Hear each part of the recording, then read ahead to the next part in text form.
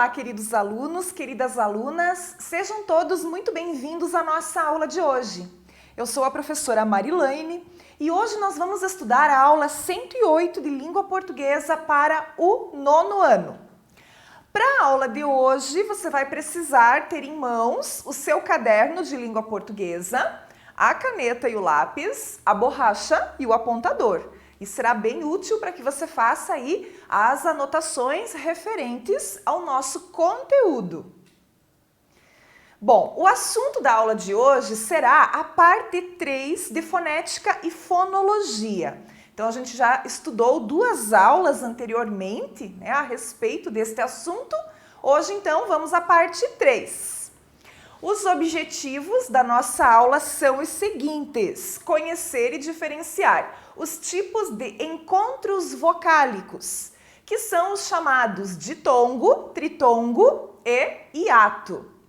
Também identificar ditongos crescentes e ditongos decrescentes e também o que são ditongos orais e ditongos nasais.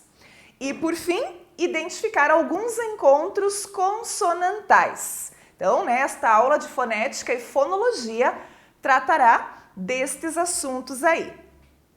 Vamos começar então com os encontros vocálicos, porque você já estudou anteriormente na sua vida escolar os encontros vocálicos, que são os encontros das vogais. Pois bem, encontros vocálicos são agrupamentos de fonemas que são formados por vogais ou ainda semivogais numa mesma sílaba ou em sílabas diferentes.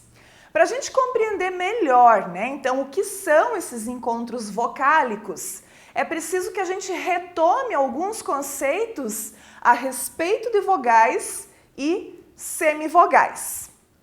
Bom, nós sabemos que as vogais são fonemas naturais formados pela corrente do ar, Essa corrente de ar vai passar livremente pela boca e pelo nariz na hora que nós pronunciamos uma vogal, fazendo então vibrar as nossas cordas vocais. As vogais, elas são a base, ou seja, o núcleo das sílabas das palavras em língua portuguesa. Já as semivogais, elas acontecem no encontro entre 2 vogais dentro de uma mesma sílaba, sendo que uma delas vai ser a vogal principal, que vai ter um tom mais intenso, mais tônico, e a outra vai ser a semivogal, que vai possuir então um papel secundário, ou seja, vai possuir um som mais fraco. Por isso, uma semivogal. Bom, temos aqui a palavra pai. Observem que na palavra pai, quando eu pronuncio esta palavra, o som da letra A sai com muito mais intensidade do que o som da letra I. É como se o som da letra I já fosse se apagando em relação ao som da letra A. Então, nós dizemos que a letra A é uma vogal, porque ela tem maior intensidade nessa pronúncia, e a letra I é uma semivogal, porque ela tem menor intensidade aqui neste encontro vocálico. Então, no encontro vocálico, a letra A, ela sempre vai ser a vogal principal. Nunca a letra A vai ser uma semivogal, ela sempre será uma vogal. E já as letras I e letra U serão sempre semivogais.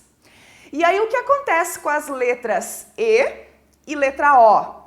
Elas podem assumir papel de vogal ou de semivogal. Vamos supor que a letra E está acompanhando a letra A e esse E tem um som de I, então ele passa a assumir um papel de semivogal. Agora, se esse E estiver acompanhando um I ou um U, aí ele será uma vogal. Por quê? Porque I e U são sempre semivogais. Então, vogal A, sempre vogal. I e U, sempre semivogais. Letra E e letra O podem ora assumirem papel de vogais, ora papel de semivogais, dependendo da palavra, dependendo do encontro vocálico de determinada palavra. Bom, existem então 3 tipos de encontros vocálicos na nossa língua: o ditongo, o tritongo e o hiato. Vamos começar então revendo aqui o que é um ditongo. Bom, a palavra ditongo já começa com di, que significa 2. Portanto, o ditongo vai ser o encontro, né, teoricamente, de 2 vogais, que aqui nós vamos classificar então como vogal mais semivogal. Então, o ditongo sempre será o encontro de uma vogal mais uma semivogal, certo? Quando esse encontro ocorrer nesta ordem, vogal mais semivogal, a gente diz que esse ditongo, ele é um ditongo decrescente. Por que decrescente, pessoal? Porque, ó, se a gente pensar, né, decrescente, ele está aqui em cima e ele vai cair. Então, pensando em relação ao som, num encontro formado por ditongo decrescente, eu vou ter uma vogal, ou seja, um som forte, e que depois vai decrescer para uma semivogal, que é um som um pouquinho menos intenso, né, mais fraco. Ou também nós podemos ter o encontro formado de semivogal mais vogal, que vai receber o nome de ditongo crescente. Então, nesse caso, crescente, né? Para cima, ou seja, o som vai começar fraco na semivogal e vai terminar forte na vogal. Então, por isso, ditongo crescente. Muito bem. E os ditongos, eles também podem ser classificados em ditongos orais ou ainda ditongos nasais. Vamos ver aqui, ó, mais algum exemplo, então, de ditongo crescente e ditongo decrescente. Então, o ditongo crescente, né, formado pela vogal fraca, que é a semivogal, seguida da vogal mais forte, que é a vogal. Então, é um som que cresce, que aumenta. Temos aqui, então, a palavra régua. Régua. Ó, letra U, regrinha, é sempre semivogal. Letra A é sempre vogal. Tábua, letra U é sempre semivogal. Letra A é sempre vogal. Então, nessa ordem, né? Primeiro apareceu a semivogal, depois apareceu a vogal, por isso que o ditongo ele é crescente. Ditongo decrescente, ele é formado então por uma vogal mais forte, que é a vogal, seguida de uma vogal mais fraca, que a gente chama de semivogal. Então, palavra touro, começou aqui, ó, ou. O O, neste caso aqui, é vogal. Por quê? Porque está acompanhando já uma semivogal. O U é sempre semivogal. Leite, o E é a vogal. Já o I é semivogal. Por quê? A gente aprendeu ali atrás, né, nos slides anteriores, que U e I são sempre semivogais, ok? Muito bem. Muito importante a gente recordar que os fonemas orais, né? Então, a gente vai falar aqui de ditongo oral e nasal. Então, fonemas orais são aqueles que passam e saem pela cavidade bucal, ou seja, pela nossa boca. Exemplo ali, A, B, T, né? Então, eles saem livremente. Já os nasais, né, são aqueles que uma parte desse ar passa pela boca e a outra passa pelas narinas. Por isso, então, nasal. Que normalmente são, né, os sons da letra M. Pode ver como você, na hora que pronuncia, parece que o som fica ali preso no seu nariz. N e o ão, oin, né? Com o tio em cima, que é também um som nasal, certo? Então, falando em ditongo oral, se o ditongo é o encontro de vogal mais semivogal ou semivogal mais vogal na mesma sílaba. Quando se tratar de um ditongo oral, esse ar sai totalmente pela boca, ele não tem, né? Ele não encontra um impedimento ali nas narinas, ele não fica preso no nariz. Então são exemplos: leite, céu, espécie, história, troféu. Então vamos observar só os ditongos que a professora destacou: ei, el, ie, ia, el. Veja, saiu livremente pela boca esse som, né? Ele não ficou nasalizado. Diferentemente de um ditongo nasal, né? Em que parte desse ar sai pelas fossas nasais. São exemplos, então, de palavras com ditongo nasal: pão, mão, mãe, muito, quando, quanto, aviões. Então, são todos os sons formados, né? Pelas letras A, O e tio, A, e tio, O, e tio, U, A mais a letra N, que é nasal, U e I na palavra muito, né? Então, olha só, esse som sai pela minha boca, mas eu sinto ele também saindo pelo nariz. Ain, uin, uan, né? Aqui também uan e oin. Então, é o som nasalizado, ok? Então, essa é a diferença, né? Do ditongo oral para o ditongo nasal. Vamos observar mais alguns exemplos aqui, ó, pessoal. Então, lá na palavra madeira, que eu tenho em 3 sílabas, né? Madeira. E o encontro vocálico está exatamente aqui, ó, no DI. Como que eu classifico esse encontro vocálico aqui? Ele é um ditongo decrescente oral. Por que ele é decrescente? Porque ele começa forte na letra E, enfraquece aqui na semivogal e ele é oral, porque ele sai pela boca sem interferência das fossas nasais. Paulista, paulista. Então esse ao aqui eu classifico como ditongo decrescente oral também. Decrescente porque começou no som forte do A e enfraqueceu no som da semivogal U. Pátria, pátria. O IA é um ditongo crescente oral. Agora ele é crescente. Por quê? Porque agora a ordem mudou, ó. Começa com a semivogal e termina na vogal. Então começou fraco e cresceu. O mesmo em sério. Sério. O iô é o ditongo crescente oral. Mãe, esse ãe é um ditongo decrescente, só que agora ele é nasal, porque a, e tio dá som nasal, né? Então, por que ele é decrescente? Porque ele começa forte aqui na vogal A e ele enfraquece na semivogal E. Aqui o E tem papel de semivogal, porque tem som de I. Quando você pronuncia a palavra mãe, é como se saísse um I, no entanto, se escreve com a letra E.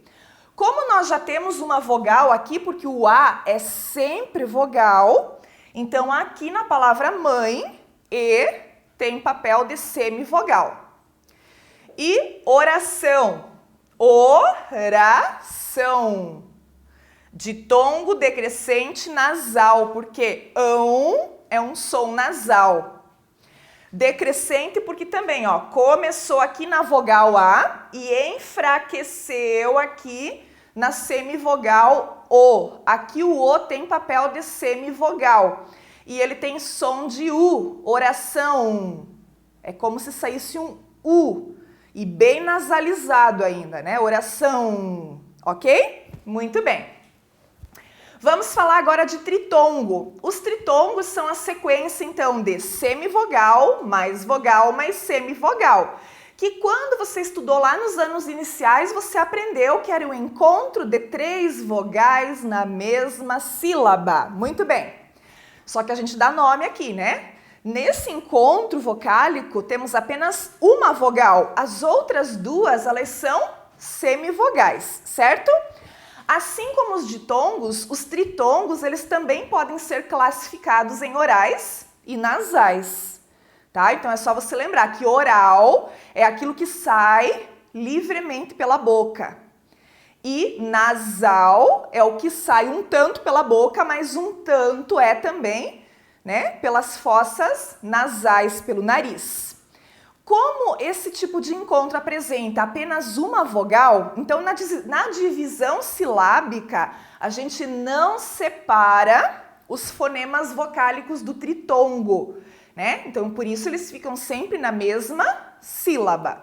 Vamos ver aqui alguns exemplos de tritongos, pessoal. Na palavra Paraguai, olha aqui, ó, o uai é um tritongo. O que nós temos aqui? A letra A é a vogal. A letra U é semivogal, a letra I é semivogal. Então, o tritongo é sempre este encontro, pessoal. Semivogal, vogal, mais semivogal.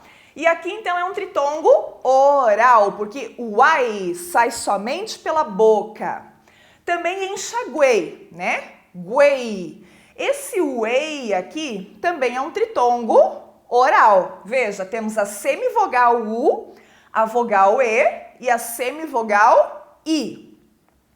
O mesmo ocorre em iguais, que eu também tenho um uai, também é um tritongo oral. E agora os últimos 2 são nasais, na palavra quão, né? Então aqui eu pronuncio esse U, por isso que ele é um tritongo, né? E ele é nasal. Por que ele é nasal? Porque eu tenho um aotil e esse aotil é um som nasal. Saguão, uão, também, né? Tritongo nasal, ok? Muito bem. E por último, vamos falar do hiato. O hiato, então, é a sequência de 2 vogais. Nesse caso, as 2 são vogais, é vogal mais vogal. Aqui nós não teremos semivogal no hiato, tá? E essas 2 vogais, elas se separam na divisão silábica, fica uma para cada sílaba, uma para cada lado, certo? Muito bem. Então, em virtude, né, do contato dessas 2 vogais no interior de uma palavra, é possível reconhecer o hiato como sendo realmente um encontro vocálico por excelência, porque aqui nós não temos semivogal, as 2 são vogais, as 2 têm som forte, as 2 são pronunciadas com intensidade. É o caso então da palavra saída. Veja, aqui está o hiato. Vogal A, vogal I. Esse I é pronunciado também com intensidade, porque ninguém fala saída para esse I ficar fraco e apagado lá, né? A pronúncia é saída, tanto que tem um acento ali nesse I. Também saúde, saúde. Então, os únicos casos então em que o I e o U, né, vão ser vogais é nos casos de formar hiato na palavra. Oceano, o-ce-ano. 2 vogais, porque eu pronunciei com intensidade a letra E e a letra A. Cooperar, cooperar. Então, em caso de palavras que têm vogais repetidas, é sempre hiato. Ruim, né? Porque a pronúncia correta é ruim, não ruim. É ruim, formando hiato. E aí eu tenho a vogal U e a vogal I. Então, gente, vogal mais vogal resulta num hiato. Só que temos que lembrar que o hiato, né, fica cada uma para um lado na separação silábica e a gente pronuncia com intensidade forte as duas vogais. E vamos falar agora um pouquinho então de encontros consonantais. O encontro consonantal, ele é o agrupamento de consoantes. Então, tirando tudo que a gente falou de vogais, que a gente conhece, né? Que são aquelas 5 letras do alfabeto, A, E, I, O e U, nós temos todo o restante do alfabeto são consoantes. Muito bem. Então, essa sequência, ela pode estar, né, na mesma sílaba da palavra ou não. Os encontros consonantais, eles também são classificados. A gente pode chamar eles de puros ou ainda perfeitos, ou encontros consonantais disjuntos ou imperfeitos. Vamos ver o que é isso. Os encontros consonantais puros são aqueles que ficam na mesma sílaba, não se separam, então são inseparáveis. É muito comum, né, que os encontros consonantais puros, eles terminem ou na letra L ou na letra R. Temos ali alguns exemplos, então, de encontro consonantal puro ou inseparável. No caso ali, blusa, né, o B e o L, livro, o V e o R, prato, o P e o R. Nós não temos como separar esses encontros consonantais aí. E os encontros consonantais disjuntos são aqueles que ficam em sílabas diferentes, ou seja, podem ser separados na divisão silábica. É o caso, então, do R e do C na palavra barco, do D e do V na palavra advogado, das letras, né, S e C na palavra disco, das letras S e T e depois N e T na palavra estante, né? Então você pode observar que houve a divisão, houve a separação. Então a gente chama de encontro consonantal disjunto. E é bastante comum também na mesma palavra a gente ter os dois tipos de encontro consonantal, tanto os puros que não se separam, quanto os disjuntos que se separam. Olha lá na palavra mantra. Na palavra mantra, eu tenho aqui o N e o T formando um encontro consonantal disjunto e o T e o R formando um encontro consonantal puro. Também na palavra praticante. Olha só, o P e o R são exemplo de encontro consonantal puro. E o N e o T é um encontro disjunto. Ok, pessoal? Então, os encontros consonantais têm essa classificação, né? Tem essa divisão. Aqueles que a gente pode separar e aqueles que a gente nunca separa. Ok? Então, vamos agora aos exercícios aí pertinentes a essa aula. Não pule essa etapa, porque ela é muito importante para a fixação do conteúdo. Muito obrigada pela sua atenção e a gente se vê nas próximas aulas. Até mais!